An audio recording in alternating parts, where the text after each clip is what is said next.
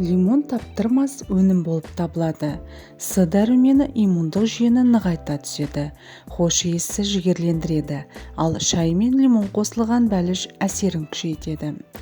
Құрметті достар, бүгінгі видеода біз лимонның адам организміне керемет пайдалы әсері жөнінде айтатын боламыз. Сондықтан қызықты ақпаратты жіберіп алмай, видеоны соңына дейін көріңіздер. Лимон бізге сонау Үндістан мен Қытай жерлерінен келген екен. Кезінде экзотикалық болған бұл жеміс қазірде елімізде орнығып халқымыздың көңілінен шығып жатыр. Лимонның пайдасы мен зиянын біліп жүрейік. Лимон шырыны мен қабығы антисептикалық қасиетке ие. Онымен жараларды сүртіп, ерітіндісімен тамақ шайса болады. Лимон қан құрамындағы холестерин деңгейін төмендетіп, тәбетті ашады. Лимон құрамындағы Р дәрумені қан тамырларын беріктендіріп, қан қысымын көтереді. Әрине, лимонның ең танымал қасиеті жұқпалы тұмау ауруына төтеп бере алуы. Сүйелдер. 2 лимонның ұсатылған қабығын 30% сірке судан 0,5 стакан құйыңыз. Тығыз жабылған ыдыста кезеңдеп шайқап отырып 8 күн ашыту. Сүзіңіз. Осы тұнбада сұланған тампонды күніне бірнеше рет сүйелдерге жағыңыз. Секпілдер. 100 грамм бал алып 1 лимонның шырынымен араластырыңыз. Осы қоспамен дәкеден жасалған майлықтарды дымқылдатыңыз және секпілдер жабылған жерлерге 15-20 минутқа жағыңыз. Табысқа жету үшін үнемі 15-20 маска жағуға болады.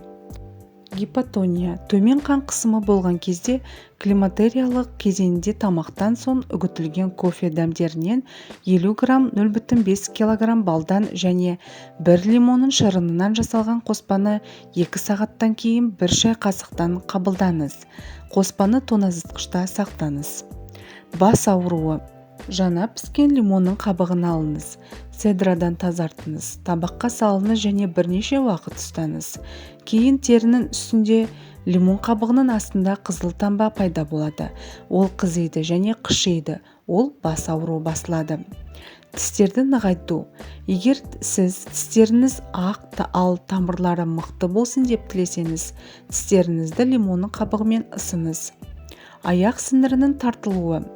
Аяқтың табанына таңертең және кешке лимонның шырынын жағыңыз және жүрмеңіз. Аяқ киімді шырын кепкенше кимеңіз.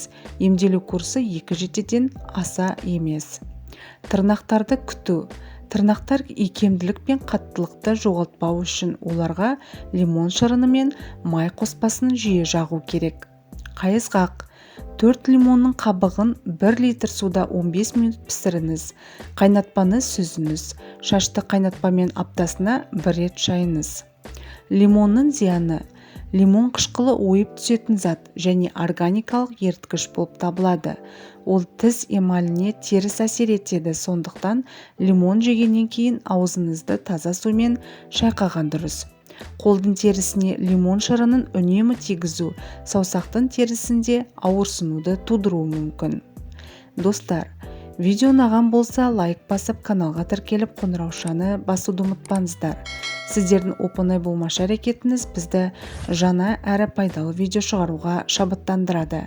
Келесі кезекте қандай видео көргіңіз келетіні жөнінде комментарийге жаза кетіңіздер. Аман сау болыңыздар.